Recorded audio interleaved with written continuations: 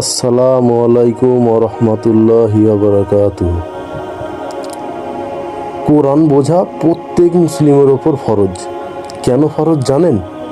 এখন আমি কিছু কথা বলবো, আপনারা মনোযোগ দিয়ে শুনুন আর অনুধাবন করুন। এটা আমার অনুরোধ আপনাদের কাছে। আপনি আমি কোরআনটা সুর দিয়ে সুন্দর করে পড়তে পারি, কিন্তু কি পড়ছি বুঝতে পারি না। আমরা দুনিয়ার কোনো কিতাব না বুঝে পড়ি না, একমাত্র কোরআন ছাড়া।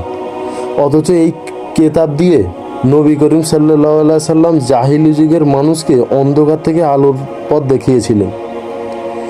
এই কিতাব দিয়ে প্রকৃত আল্লাহর পরিচয় দিয়েছিলেন। এই কিতাব ঠিক ভুল, সত্য মিথ্যার পার্থক্যকারী। এই কিতাব জীবনের উদ্দেশ্য, জীবনযাপনের রাস্তা দেখায়।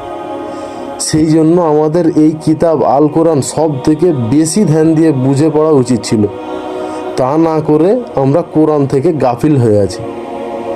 কোরআন না বুঝলে হুজুররা শায়েকরা এসে আপনাদের বোকা বানিয়ে যাবে, আবার আপনাদের মেহনতের হাজার হাজার টাকাও নিয়ে যাবে, আপনারা বুঝতেও পারবেন না। আমাদের সমস্যাটা হচ্ছে আমরা নিজেদের মুসলিম বলে দাবি করি, অথচ আমরা কোরআন বুঝি না, কোরআন বোঝার চেষ্টাও করি না। কেন কোরআন বোঝার চেষ্টা করি না জানেন? আমাদের কাছে সময় নেই কোরআনটা বোঝার, অথচ আমাদের কাছে ঘন্টার পর ঘন্টা ফ্রি ফায়ার খেলার, ফেসবুক দেখার, শর্ট ভিডিও দেখার সময় ঠিকই আছে। আপনি আমি যদি কোরআনটাকে বোঝার চেষ্টা না করি, তাহলে আপনি আমি ব্যর্থ। কেন জানেন? মানুষ যদি শয়তানের বিষয়ে না জানে, তাহলে সে হেদায়েতের রাস্তা খুঁজে পাবে না। শয়তানের বিষয়ে আমাদের জানতেই হবে। শয়তান কখন কিভাবে আমাদের ধোঁকা দেয়, অসুয়াশা দেয়। আমাদের শয়তানের বিষয়ে জ্ঞান নেই বলে আমরা নিজেদের অজান্তেই শয়তানের গোলামি করছি। উদাহরণ দিলে বুঝতে পারবেন। আপনি নামাজ কেন পড়ছেন না জানেন? শয়তান আপনার নফসকে কন্ট্রোল করে নিয়েছে। আপনি ঘন্টার পর ঘন্টা ফোনের পিছনে সময় নষ্ট করছেন, রিলস দেখে, অশ্লীল ভিডিও দেখে। আপনি মনে করছেন আপনাকে ভালো লাগছে, তাই ফোনের পিছনে সময় নষ্ট করছেন। না, আপনাকে ভালো লাগছে না, শয়তান আপনাকে ভালো লাগাচ্ছে। আপনি এখানে ওখানে বন্ধুদের সাথে বসে অপ্রয়োজনীয় কথা ও কাজ দিয়ে ঘন্টার পর ঘন্টা সময় নষ্ট করছেন। আপনি কি ভেবেছেন আপনাকে বন্ধুদের সাথে আড্ডা দিতে মজা লাগে? না। আপনি যদি বন্ধুদের সাথে বেফজুল সময় নষ্ট করেন, তাহলে আপনাকে মজা লাগবে, এটা শয়তান আপনার মনকে বোঝাতে সফল হয়েছে।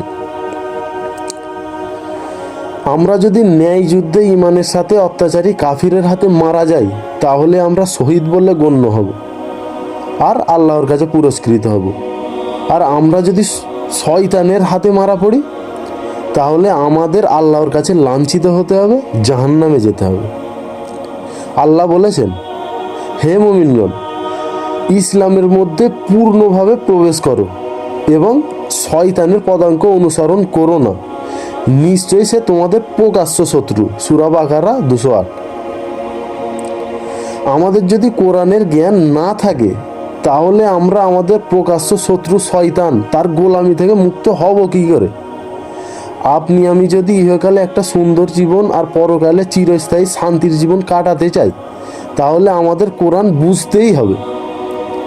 আমাদের মধ্যে কিছু মানুষ আছে যারা তখনই কোরআনের কাছে যায় যখন ইসলামের নামে দলাদলি করার, নিজের ধ্যান ধারণা প্রতিষ্ঠা করার ব্যাপার থাকে, তখন কোরআন খুলে কোরআন থেকে দলিল খোঁজে। আর অধিকাংশ মানুষ তো কোরআনের ধারে কাছে যায় না, কোরআনটা বোঝার চেষ্টাও করে না। অথচ আমাদের উচিত ছিল আমরা কি বুঝি ওটা কোরআন থেকে বুঝে নেওয়া নয়, বরং আল্লাহ কি বোঝাতে চেয়েছেন সেটা বুঝে নেয়। আমরা কোরআন বুঝি না বলেই মিলাদ মাহফিলে হুজুররা শায়েকরা ইসলামের নামে আমাদের দলাদলি করা শিখিয়ে যায়। আর আমরা দলাদলি করে মনে করি আমরাই হকের পথে আছি, বাকি সবাই কাফের মুরতাদ হয়ে গেছে। আল্লাহ বলেন, নিশ্চয়ই যারা তাদের দিনকে খণ্ডে বিখণ্ডে ভাগ করেছে এবং দলে উপদলে বিভক্ত হয়েছে, তাদের কোনো ব্যাপারে তোমার কোনো দায়িত্ব নেই। তাদের বিষয়টি তো আল্লাহর নিকট। অতঃপর তারা যা করত, তিনি তাদেরকে সে বিষয়ে অবগত করবেন। সূরা আনাম 159। আমাদের উচিত কোরআনটা বোঝা আর কোরআন নিয়ে চিন্তা ভাবনা করে তার উপর আমল করা।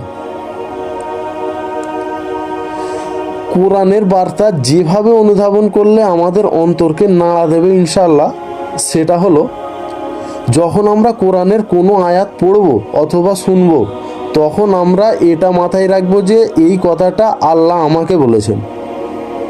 যেমন ধরুন, মুনাফিকের ব্যাপারে কোনো আয়াত পড়লাম, তখন এ কথা ভাবলে হবে না ওটা শুধু মুনাফিকদের ব্যাপারে বলা হয়েছে। এ কথা ভাবতে হবে আল্লাহ আমাকে মুনাফিকদের মতো কাজ করতে নিষেধ করেছেন। কাফিরদের ব্যাপারে আয়াত পড়া হলেও মনে করতে হবে আল্লাহ আমাকে কাফিরদের মতো কাজকর্ম করতে নিষেধ করেছেন। এ কথা ভাবলে হবে না ওটা শুধু কাফিরদের ব্যাপারে বলা হয়েছে। ঠিক তেমনই মুমিনদের ব্যাপারে আয়াত পড়া হলে মনে করতে হবে আল্লাহ আমাকে মুমিনদের মতো কাজকর্ম করার আদেশ দিচ্ছেন। আল্লাহ বলেছেন, আর আমি নাজিল করেছি কুরআন, যা মুমিনদের জন্য শিফা ও রহমত, কিন্তু তা জালিমদের ক্ষতিই বাড়িয়ে দেয়। আর নিশ্চয় এটি মুমিনদের জন্য হিদায়াত ও রহমত।